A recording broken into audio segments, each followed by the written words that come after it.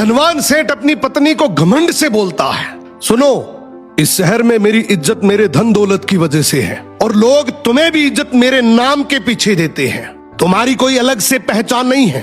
पत्नी बोली, सुनो सेठ जी, घर की लक्ष्मी अगर चाहे तो 1 सेकंड में घर की इज्जत मिट्टी में मिला सकती है और चाहे तो आसमान तक पहुंचा सकती है। आपकी इज्जत मेरे हाथों में है। सेठ हंसकर बोला, तो फिर मौका आने पर दिखा देना। अब शाम को सेठ के घर एक महफिल जमी। मित्र, रिश्तेदार, जान पहचान वाले लोग हंसी ठिठोली कर रहे थे। तभी अचानक सेठ का सबसे छोटा बेटा जोर जोर से रोने लगा। सेठ ऊंची आवाज से बोला, ये बच्चा क्यों रो रहा है? पत्नी बोली, आपका बेटा बार बार खिचड़ी मांग रहा है, जबकि अभी थोड़ी देर पहले इसने भर पेट खाया है। घर में बाकी लोगों का भी तो सोचना है, सब कुछ इसे ही कैसे दे दूं?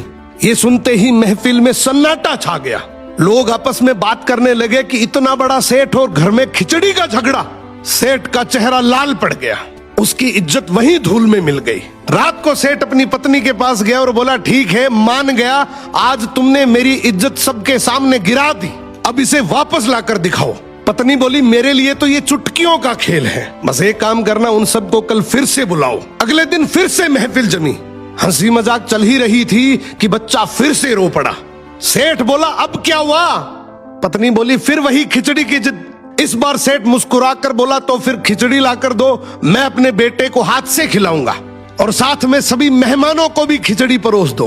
पत्नी ने तुरंत रसोइयों को आदेश दिया, बड़े ठाट बाट से हांडियां लाई गई, मेहमानों को कटोरी में खिचड़ी परोसी गई। लेकिन वो साधारण खिचड़ी नहीं थी, उसमें केसर की खुशबू, बादाम, काजू, पिस्ता, किशमिश और घी की महक।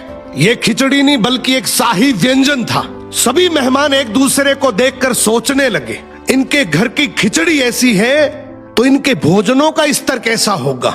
सेठ के घर की रहीसी की चर्चा पूरे शहर में फैल गई। सेठ अपनी पत्नी के सामने हाथ जोड़कर बोला, मान गया, घर की औरत चाहे तो इज्जत बना भी सकती है और बिगाड़ भी। तो घर की इज्जत पति और पत्नी मिलकर बनाते हैं।